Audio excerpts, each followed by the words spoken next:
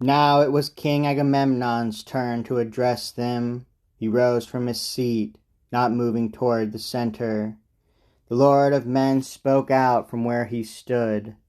My friends, fighting Danaans, aides of Ares, when a man stands up to speak, it's well to listen, not to interrupt him, the only courteous thing. Even the finest speaker finds intrusions hard. Yet how can a person hear or say a word? This howling din could drown the clearest voice.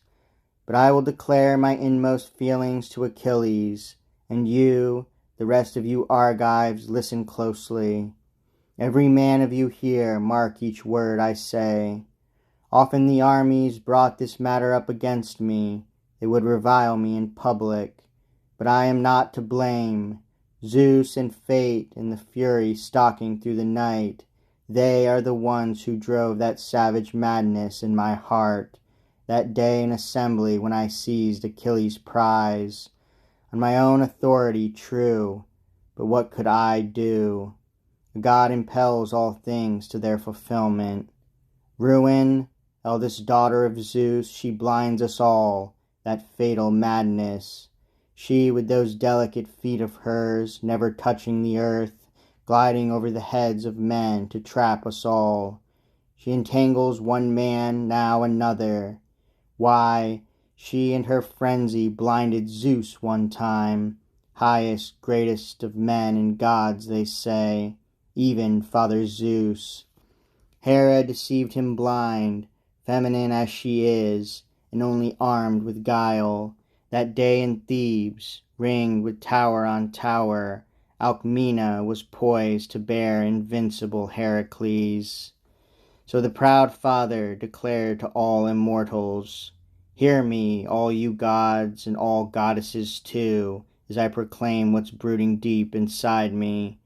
Today the goddess of birth pangs and labor will bring to light a human child, a man-child born of the stock of men who spring from my blood, one who will lord it over all who dwell around him. But teeming with treachery, noble Hera set her trap. You will prove a liar when the time arrives to crown your words with action. Come now, my Olympian, swear your inviolate oath that he shall lord it over all who dwell around him. That child who drops between a woman's knees today, born of the stock of men who spring from Zeus's blood. And Zeus suspected nothing, not a word of treachery. He swore his mighty oath, blinded from that hour on. Speeding down in a flash from Mount Olympus' summit, Hera reached Achaean Argos in no time, where she knew for a fact the hardy wife of Sthenelus, Perseus' own son, was about to bear her child, but only 7 months gone. So into the light Queen Hera brought the baby, 2 months shy, and the goddess stopped Alcmena's hour of birth. She held back the Lady of Labor's birthing pangs, and rushed in person to give the word to Zeus. Zeus, Father, Lord of the lightning bolt, here is a piece of news to warm your heart. Today an illustrious son is born to rule the Argives. Eurystheus, son of Sthenelus, descended of Perseus. So he is born of your own stock and immortal blood, and it's only right for him to rule the Argives. With that a stab of agony struck his deep heart. Suddenly seizing Ruin by her glossy oiled braids, he was furious, raging. Now he swore his inviolate oath that never again would she return to Olympus' starry skies, that maddening goddess Ruin, Ruin who blinds us all.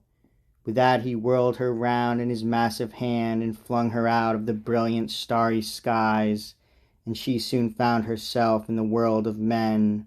But Zeus could never think of Ruin without a groan whenever he saw Heracles, his own dear son, endure some shameful labor Eurystheus forced upon him.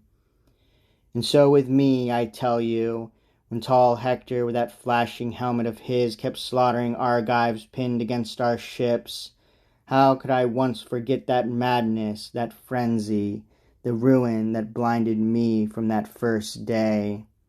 But since I was blinded and Zeus stole my wits, I am intent on setting things to rights at once.